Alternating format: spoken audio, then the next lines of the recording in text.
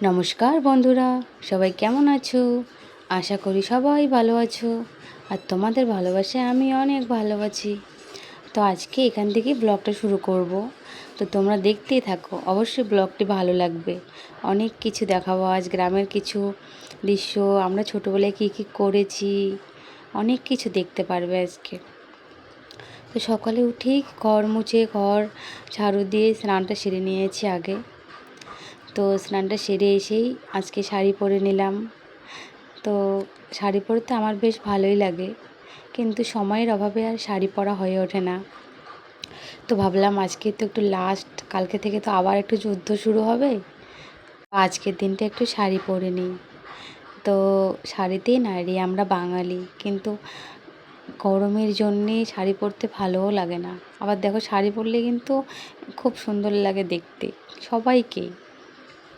তো স্নান সেরে আগে জামা কাপড় কেচে নিয়েছিলাম, তো ওগুলো একটু শুকোতে দিলাম রোদে। দেখতেই পারছো সূর্যি মামা কীভাবে জানালা দিয়ে উঁকি মারছে। তো ওদিকে সব কাজ সেরে চলে এলাম কিচেনে। তো স্নান করা মাত্র তো কিচেনে আসতেই হবে। তো এখানে এসে আগে লেবু চা বানিয়ে নেব। তো সকাল সকাল আজকে একটু সবাই লেবু চা খাবো আর মুড়ি মাখা ওদিকে। তো আমার কিন্তু বেশ লাগে মুড়ি আর লাল চা। তো তোমরা কে কে খেতে পছন্দ করো একটু কমেন্টে জানাবে। তো আমার তোমাদের দাদাভাই আসলে কিন্তু আমরা মুড়ি মাখাটা খুব খাই, কারণ ও ছাতু চিড়ে ওসব কিচ্ছু পছন্দ করে না।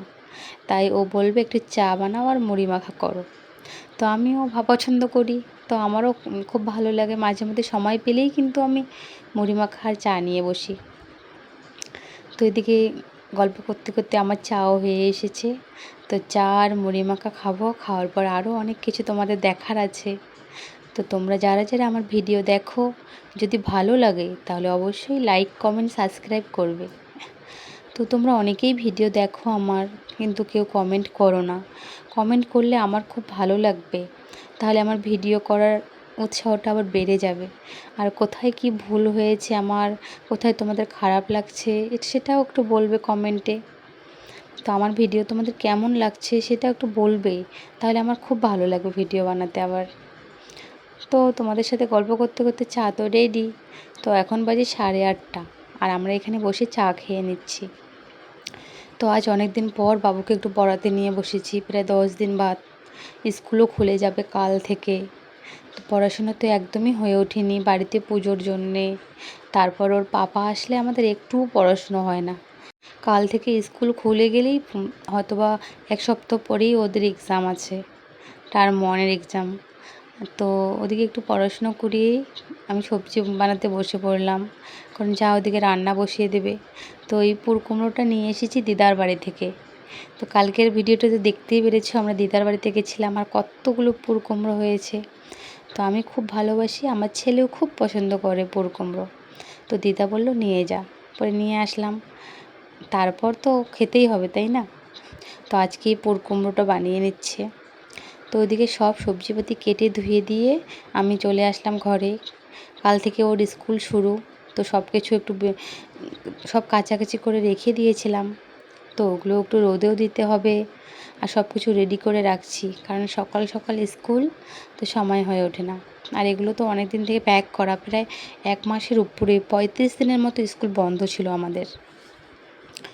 তো তার জন্য এগুলো একটু রোদে শুকোতেও দিতে হবে, আবার ইস্তারি করতে হবে। তো সব কিছু বের করে নিচ্ছি।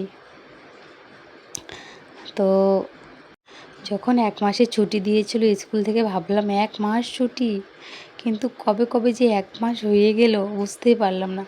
এখন মনে হচ্ছে আর কয়েকটা দিন স্কুল বন্ধ হলে আরও বেশি ভালো হতো। তো স্কুল খুলে গেলেই শুরু হবে অন্য একটা অন্যরকম জীবন। তো তোমরা যারা যারা আমার ভিডিও দেখেছো, আমি মনে হয় 8 থেকে 10টা ভিডিও দিয়েছি, ব্লগ ভিডিও। তো আমার স্কুল বন্ধ থেকে আমি শুরু করেছি ব্লগ ভিডিও দেওয়া।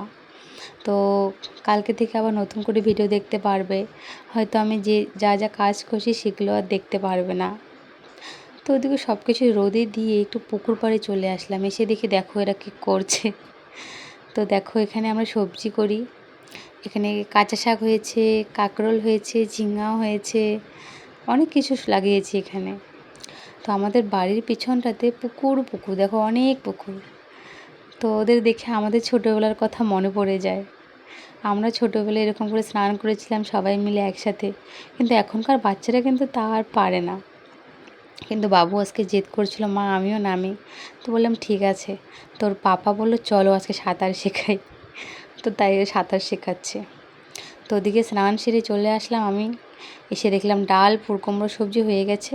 তো আমি গরম গরম মাছ ভাজাটা নামিয়ে নিলাম, ওদের খেতে দিয়ে দিলাম। তারপর একটু রেস্ট করে আবার চলে এসেছি বিকেলে মাছ ধরতে, কারণ দুপুরবেলা মাছ ভাজাটা নাকি ওর খুব ভালো লেগেছে, তার জন্য রাত্রেবেলা মাছ ভাজা খেতে হবে আবার। তো মাছটা সবাই মিলে ওখানে বসে আছি, আর ও মাছ ধরলো কয়েকটা।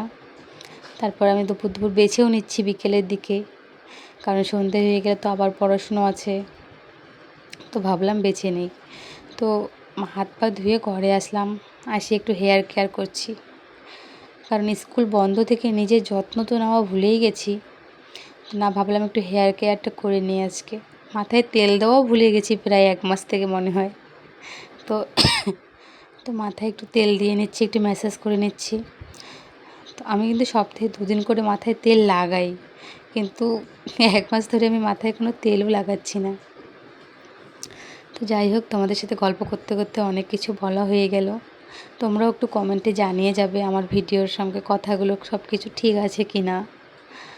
তো বিকেল আজকে একটু পড়াতে নিয়ে বসবো, কারণ 2 দিন বাদে ওর এক্সাম আছে।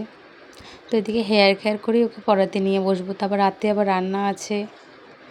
যারা যারা আমার আগের ভিডিও দেখেছো তারা দেখতেই পাবে যে আমার অনেক বড় বড় চুল ছিল, কিন্তু আমি হেয়ারটা স্ট্রেট করার পর আমার চুলগুলো খুব খারাপ হয়ে গেছে। দেখো, দারুণ ফ্রিজি হয়ে গেছো।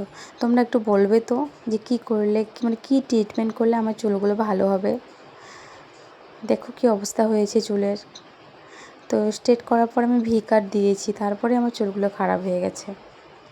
তো যাই হোক, তো এদিকে পড়াতেও নিয়ে বসেছি, প্রায় 8:30 বেজে গেছে। তো শেষের দিকে একটু সবজিটাও বানিয়ে নিলাম পড়াতে। এদিকে 8টা পর্যন্ত পড়িয়েই সবজিটা বানিয়ে নিয়েছি। তারপর রান্নাগুলো সেরে নিলাম, নেওয়ার পর খেয়ে দিয়ে বাসন মাজছি এদিকে। তো আজ কলপাড়েই একটু বাসন মাজছি, ভাবলাম স্নান তো করতেই হবে। সেই রোজ সকাল 7টা 7:30 দিকে স্নান করা হয়, আর তো সারাদিন করিনি। তো কলপাড়ে বাসনটা মেজে স্নানটা সেরে নেব। তো তোমরা বলবে অবশ্যই যে তোমরা কে কোথা থেকে দেখছো আমার ভিডিও। আমি দেখতে চাই কে কোথা থেকে আমার ভিডিও দেখছে আর ভালো লাগছে কি না, তো অবশ্যই বলবে। তো বাসন মেজে একটু কলপাটটা পরিষ্কার করে নিয়ে স্নান সেরে হাত মুখ ধুয়ে ঘরে আসলাম। এসে দেখি 11টা বেজে গেছে। তো একটু স্কিন কেয়ার করতে হবে এখন। তো স্কিন কেয়ার করে এখন ঘুমোতে যাবো, আর লেট করবো না, কারণ কাল সকালে উঠেই স্কুলে যেতে হবে। তো সবাইকে গুড নাইট, সবাই ভালো থেকো, মানে শুভরাত্রি জানালাম সবাইকে।